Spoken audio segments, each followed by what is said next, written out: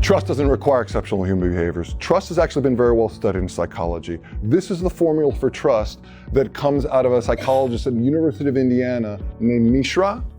Trust is equal to experience over risk. When you see risk, I want you to think of risk or vulnerability. Trust is equal to risk over experience, over risk or vulnerability.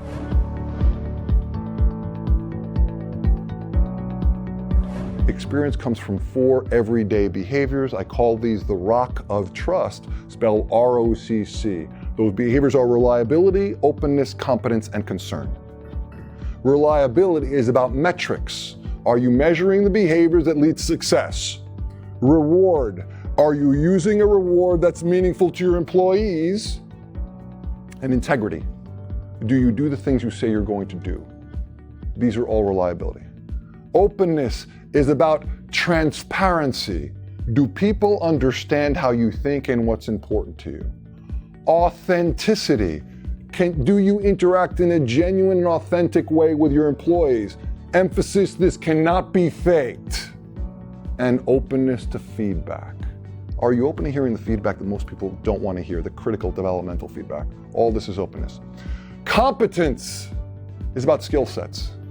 Do your employees first have the skill sets they need in order to succeed in your organization? If not, can they get them either inside or outside? Number 2, are you perceived as having the competence to lead the organization? All that is competence. Concern is genuine interest. Concern is where relationships meet trust. These are the 4 everyday behaviors that create trust.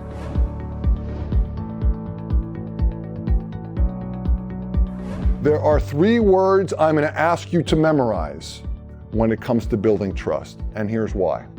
As long as you're in a position to hire and fire, as long as you're in a position of authority that can take away someone's stream of revenue, you will never be perceived as having as much risk or being as vulnerable as they are.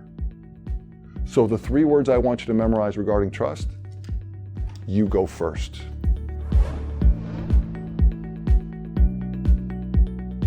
Here's how it's going to work. You will choose from a deck of cards which have simply words on it. I will fan them out. You will choose one, and then you will tell a story, personal or professional story, about that card, which puts you in a vulnerable light.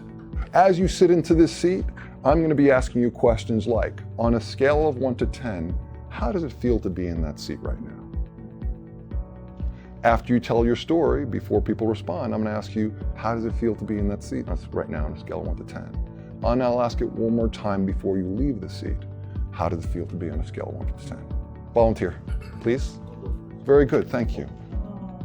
On a scale of 1 to 10 before we start, how do you feel right now? 1 being low, 10 being high. How uncomfortable do you feel being in that seat? 9. Okay. My heart's pounding. Okay. Pick any card. On a scale of 1 to 10, how does it feel now being in that seat with 1 being low, 10 being high discomfort level? It's 5. 5. Notice a decrease. And while you're sitting there as Brit's coming up on a scale of 1 to 10, now how do you feel? How uncomfortable do you feel having been there? Probably a 1. I'm relieved it's done. I appreciate the feedback. I want you to notice the experience of vulnerability. It starts high. It decreases as you move along. There is a range of emotion which is perfectly okay and appropriate, and I would argue desirable to display in a business setting. Most people think those emotions are this narrow. I'm suggesting, as business leaders, it is perfectly okay to say, that's really disappointing. I'm really frustrated by this situation that's been created. Those are all perfectly appropriate because you want to engage people's mirror neurons. That's how they connect to you. If you want your employees to be reliable, you want them to be open, you want them to be competent, you want them to show concern for each other, you go first. You want to bring trust into your culture, you must exhibit the behaviors that create trust first. Thank you. Thank you very much. Thank you.